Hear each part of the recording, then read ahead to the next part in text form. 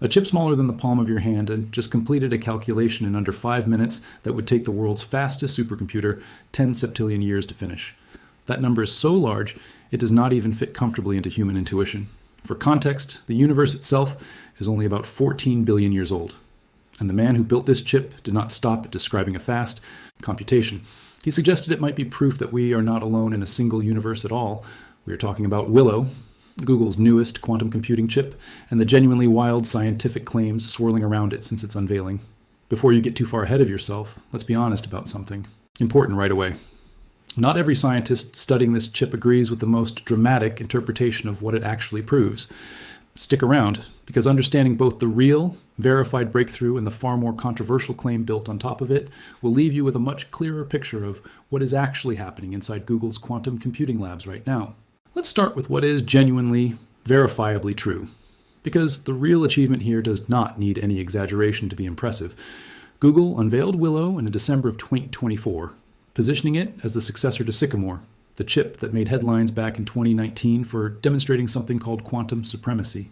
Willow represents a significant leap forward in hardware, built with 105 superconducting transmon qubits arranged in a precise square grid, roughly double the qubit count of its predecessor, and featuring an average coherence time of 100 microseconds, a 5-fold improvement that matters enormously because longer coherence times give the chip more usable time to complete complex calculations before quantum information inevitably breaks down. That benchmark computation everyone keeps talking about, the one that would take 10 septillion years on a classical supercomputer, was completed by Willow in under 5 minutes. According to Hartmut Neven, the founder and lead of Google Quantum AI, this demonstration represented a genuinely significant milestone for the entire field. But the truly important achievement buried inside this announcement was not really about speed at all. It was about something called below-threshold error correction, a problem researchers in quantum computing had been chasing for nearly 30 years. Here is why that matters so much. Quantum bits, or qubits, are notoriously fragile, extremely sensitive to even the tiniest amounts of electromagnetic interference or environmental noise, meaning they generate errors constantly during calculations. For decades, adding more qubits to a quantum system actually made this error problem worse, not better, since more qubits meant more opportunities for something to go wrong. Willow proved for the first time that scientists could flip that relationship entirely. As Google's team scaled up the number of qubits used for error correction, the overall error rate actually decreased exponentially instead of increasing, cracking open a barrier researchers refer to as the below-threshold regime. Javad Shabani, a physics professor and director of the Center for Quantum Information Physics at New York University, described this breakthrough as one of the most significant achievements in the field over the past decade. Before we go further, if quantum computing genuinely fascinates you, even the parts that sound like science fiction, go ahead and tap that like button right now. It really does help this channel keep making videos exactly like this one. Now, here is where things shift from verified engineering achievement into far more speculative territory. In discussing Willow's performance, Hartmut Neven suggested that the chip's ability to solve such an extraordinarily complex computation in just minutes lends credibility to an idea from theoretical physics called the many worlds interpretation, a decades-old concept suggesting that every quantum event might actually branch reality into multiple, simultaneously existing parallel universes. Neven's argument, in simplified terms, was that a computation this complex, completed this quickly, only makes intuitive sense if the calculation was somehow happening across many parallel versions of reality working in tandem rather than within a single universe alone. This claim generated an enormous amount of attention, and just as quickly, an enormous amount of pushback from other physicists working in the field. Many researchers pointed out that quantum supremacy demonstrations, no matter how impressive, do not actually require invoking parallel universes to explain how they work. The strange, counterintuitive behavior of quantum mechanics, phenomena like superposition and entanglement, can fully explain a quantum computer's power using existing, well-established physics without needing to reach for a specific, still unproven interpretation of what quantum mechanics ultimately means at a philosophical level. The many worlds interpretation remains one of several competing theoretical frameworks physicists use to try to make sense of quantum mechanics, alongside other equally valid interpretations that do not require multiple universes at all, and there is currently no experimental way to actually confirm or rule out any of these competing interpretations definitively. If you are new here and enjoy watching real science get separated from its more sensational framing, now would be a great time to hit that subscribe button, because there is a lot more of this waiting for you. So where does that leave us? The honest answer is that Willow represents a genuine, well-documented, peer-reviewed breakthrough in quantum error correction, something the entire field has been working toward for decades. Whether that breakthrough proves anything about the existence of parallel universes remains a separate, far more speculative question, one that most working physicists in the field consider unresolved at best, and largely unrelated to the actual engineering achievement at worst. Google did not stop innovating after Willow's initial unveiling either. In late 2025, the company introduced something called quantum echoes, a new algorithm that achieved a documented 13,000 times speedup over the fastest available classical supercomputers on a specific benchmark task. Then, in March of 2026, Google, Quantum AI expanded its research in an entirely new direction, adding neutral atom hardware as a second technological approach alongside its existing superconducting qubit chips.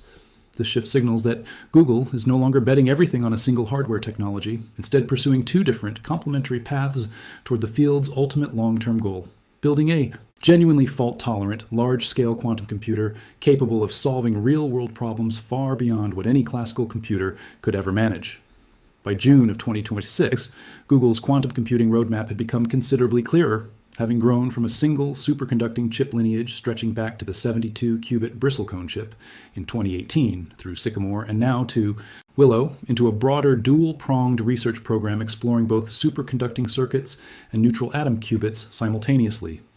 Researchers involved in the field describe this as a deliberate hedge, recognizing that nobody yet knows for certain which underlying hardware technology will ultimately prove most scalable for building truly practical, error-corrected quantum computers capable of tackling meaningful, real-world problems.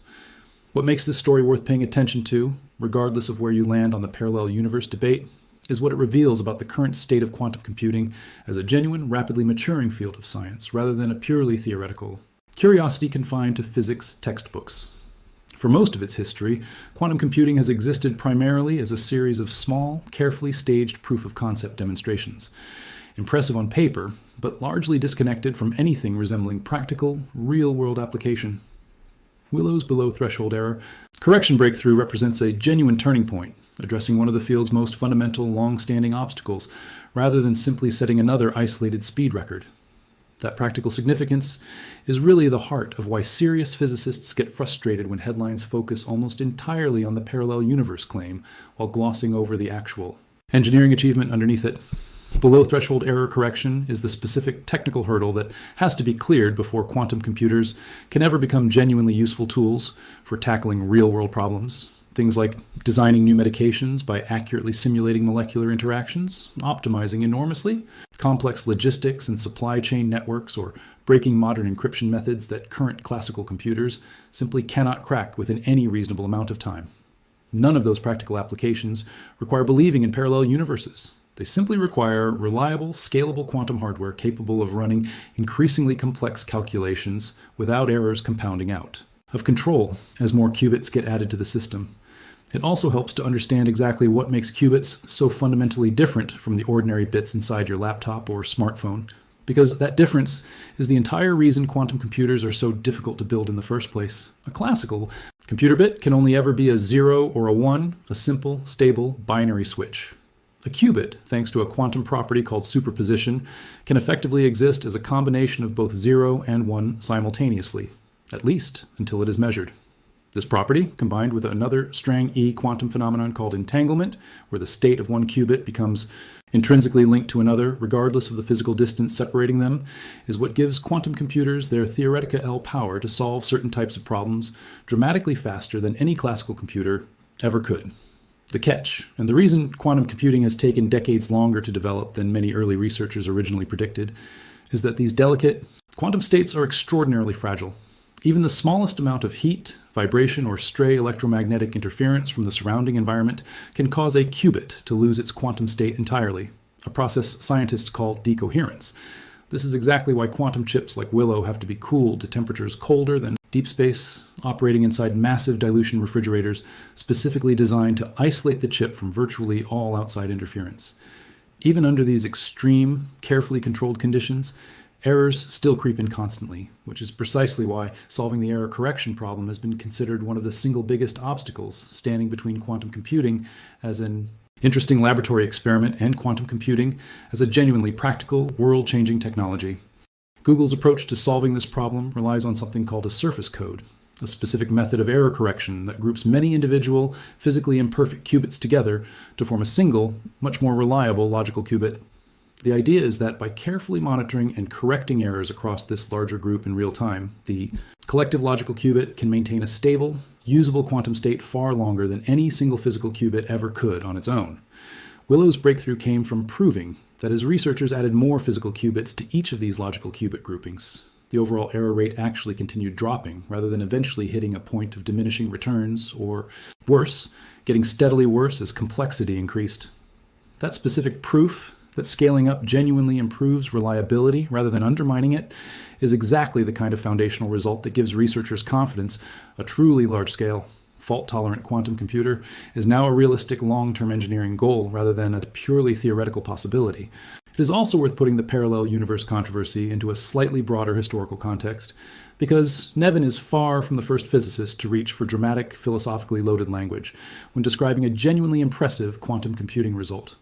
The field of quantum mechanics has always attracted this kind of speculation, partly because its underlying mathematics genuinely does produce deeply counterintuitive predictions that resist simple, everyday explanation.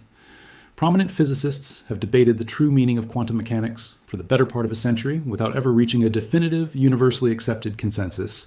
What makes Nevin's specific comments notable is less about the content of the claim itself, since versions of the many worlds interpretation have circulated in physics for decades, and more about the fact that a leading industry executive at one of the world's most influential technology companies chose to publicly attach that interpretation directly to a major corporate product announcement, blending genuine, verifiable engineering achievement with far more speculative philosophical commentary in a way that made it genuinely difficult for casual readers to separate the two.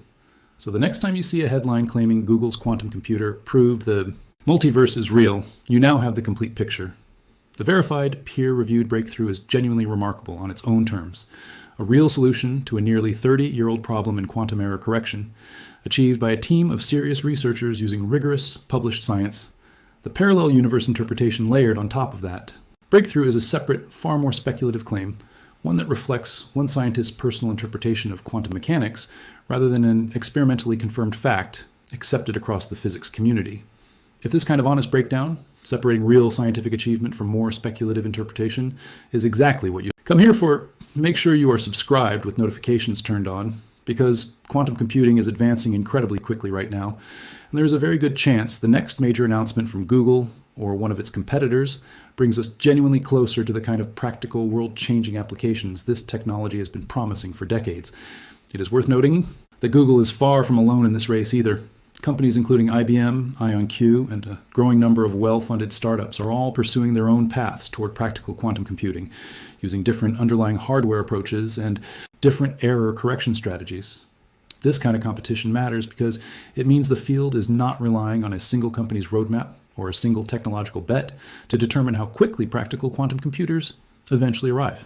Multiple well-resourced teams racing toward the same fundamental goal, using genuinely different technical approaches, generally accelerates overall progress across an entire field, giving G researchers more opportunities to learn from each other's successes and setbacks along the way, and reducing the risk that any single wrong turn from one company sets the entire field back by years.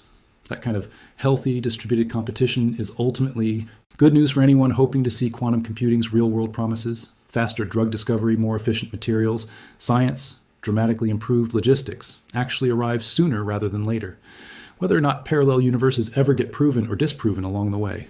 The real story unfolding inside Google's quantum labs, right now, a genuine, hard-won solution to one of computing's most stubborn technical problems, is already remarkable enough to earn your attention on its own merits, no multiverse required.